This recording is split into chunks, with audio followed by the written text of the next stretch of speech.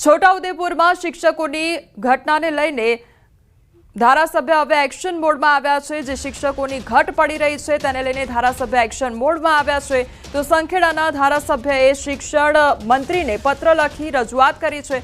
ધારાસભ્ય અભયસિંહ તડવીનો શિક્ષણ મંત્રીને પત્ર લખવામાં આવ્યો છે।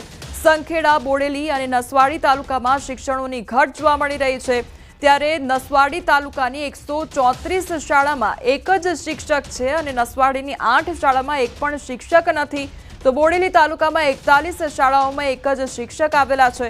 તો સંખેડા તાલુકાની 56 એવી શાળા છે કે જ્યાં એક જ શિક્ષક છે, જ્યારે 6 જેટલી જે શાળા છે ત્યાં આગળ કોઈ પણ પ્રકારના શિક્ષક જ નથી। જિલ્લાના 6 તાલુકામાં 1700થી વધારે શિક્ષકોની જગ્યા ખાલી છે અને શિક્ષકોની ઘટને લઈને વિદ્યાર્થીઓનું શિક્ષણ બગડી રહ્યું હોવાની રજૂઆત પણ કરવામાં આવી છે।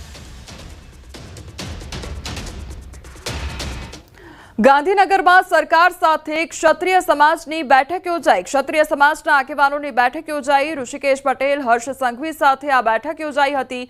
જયરાજસિંહ પરમારની અધ્યક્ષતામાં બેઠક યોજાઈ। તો ક્ષત્રિય સમાજ પર જૂના કેસો પરત ખેંચવા રજૂઆત કરવામાં આવી। આ બેઠક અંગે જયરાજસિંહ પરમારે કહ્યું છે કે સરકારે હકારાત્મક વલણની ખાતરી આપી છે।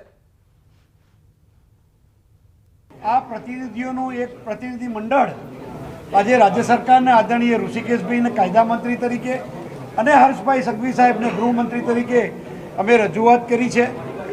આવેદનપત્ર આપવાના ભાગરૂપે મુખ્યમંત્રી શ્રી આદરણીય ભૂપેન્દ્રભાઈ પટેલ સાહેબને પણ એમને આવેદનપત્ર અમે આપ્યું છે। એમને બંને મંત્રીશ્રીઓને જેને લાગુ પડે છે, જે વિભાગ છે, એમને રૂબરૂ સાંભળવા માટે મોકલે છે। અમે અમારી રજૂઆત કરી છે। સંતાન પ્રાપ્તિ માટે ખુદ પિતાએ પોતાની સગી 7 વર્ષની દીકરીને માતાની સામે જ મોતને ઘાટ ઉતારી દીધી છે। ખેડાના કપડવંજ પાસેથી પસાર થતી નર્મદા મુખ્ય કેનાલમાં દીકરીને ફેંકી દીધી। માતાની સામે જ દીકરીને કેનાલમાં ફેંકી દીધી અને આરોપી પિતાને 2 દીકરીઓ હતી। પુત્ર પ્રાપ્તિની લાલચે પિતાએ નાની દીકરીની હત્યા કરી નાખી। દર્શન કરાવવાના બહાને આરોપી તેની પુત્રી અને પત્નીને લઈ ઘરેથી નીકળ્યો હતો। તે સમયે અચાનક રસ્તા પર બાઇક રોકી પુત્રીને કેનાલમાં ફેંકી દીધી। પ્રથમ દીકરીના જન્મ પછી આરોપી પિતાને પુત્ર પ્રાપ્તિની આશા હતી, પરંતુ પુત્રીનો જન્મ થતા મનમાં ખાર રાખી તેની હત્યા કરી નાખી। માતાની ફરિયાદના આધારે પોલીસે આરોપી પિતા વિજય સોલંકીની ધરપકડ કરી છે।